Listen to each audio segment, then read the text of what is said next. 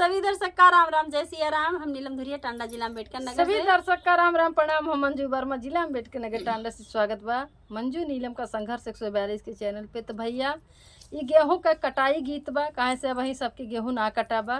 तो एक मेहरारू के मर्द परदेश में बा, मेहरारू बेचारी घरे लाचार बा, सबके आरी बगले कट गई बा। मेहरारू देख छपटियात बा, तो अपने मर्दे के लगे फ़ोन कई के कहत भाई सैया जी तनी आवा, गेहूँ चला काट ले। रवाई जात बा खेतवा में गेहुआ, और सास ससुर जात हैं काटे। रवायत आई तो कह दी, लेकिन उनके बेचारों के बाल गड़ियात बा। तो आप लोगन गीत सुनो, बहुत प्यारा गाना बा। सुकुआर है, कोमहिला आई जाइए घाम लागी, यहाँ फूल है घाम लाग मुरझानी। तो आप लोगन सुने, बहुत प्यारा गाना बा। कमेंट में बताइए गीत कैसे बा। कटे लगे गेहुआ के बाल हो, कबाई बा सजनावा। कटे लगे गेहुआ के बाल हो, कबाई बा सजनावा। आई बा सजनवा हो, आई बा सजनवा, आई बा सजनवा हो, आई बा सजनवा। कटे लगे गेहूं के बाल हो, कबाई बा सजनवा। कटे लगे गेहुआ के बाल हो, कबाई बा सजनवा।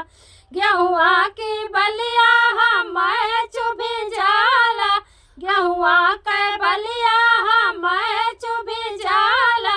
हमें चुभी जाला हो, हमें चुभी जाला, हमें चुभी जाला हो, हमें चुभी जाला।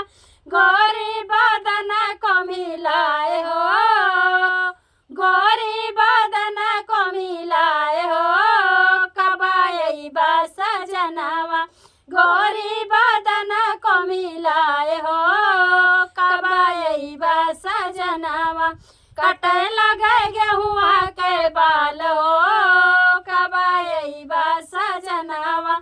कटे लगे गेहुआ के बाल हो, कबाई बा सजनवा। सास मोरी काटे ससुर मोरे काटे, सासु मोरे काटे ससुर मोरे काटे, ससुर मोरे काटे हो, सास मोरे काटे, सास मोरे काटे हो, ससुर मोरे काटे। चैते के लगे पिया घाम हो, चैते के लगे पिया घाम हो, कबाई बा सजनवा। चैते के लगे पिया घाम हो, कबाई बा सजनवा। कटे लगे गेहुआ के बाल हो, कबाई बा सजनवा। कटे लगे गेहुआ के बाल हो, कबाई बा सजनवा। जेठ नहीं काटे, जेठनिया नहीं काटे, जेठ नहीं काटे, जेठनिया नहीं काटे, जेठनिया नहीं काटे, जेठनिया नहीं काटे, जेठ नहीं काटे, जेठनिया नहीं काटे। खेतवा में गेहुआ रवाए हो, खेतवा में गेहुआ रवाए हो, कबाई बा सजनवा। खेतवा में गेहुआ रवाए हो, कबाई बा सजनवा। कटे लगे गेहुआ के बाल हो, कबाई बा सजनवा।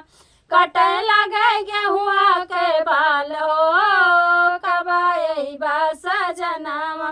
देवर मोरे बान्हे ननद बनवावे, देवर मोरे बान्हे ननद बनवावे, ननद बनवावे, ननद बनवावे। देवर मोरे बान्हे ननद बनवावे। हमहू से खुले खुले जाए हो, हमहू से खुले खुले जाए हो, कबाई बा सजनवा। हमहू से खुले खुली जाए हो, कबाई बा सजनवा। कटे लगे गेहुआ के बाल हो, कबाई बा सजनवा। कटे लगे गेहुआ के बाल हो, कबाई बा सजनवा। चैते महीनवा में दहिया लसाने,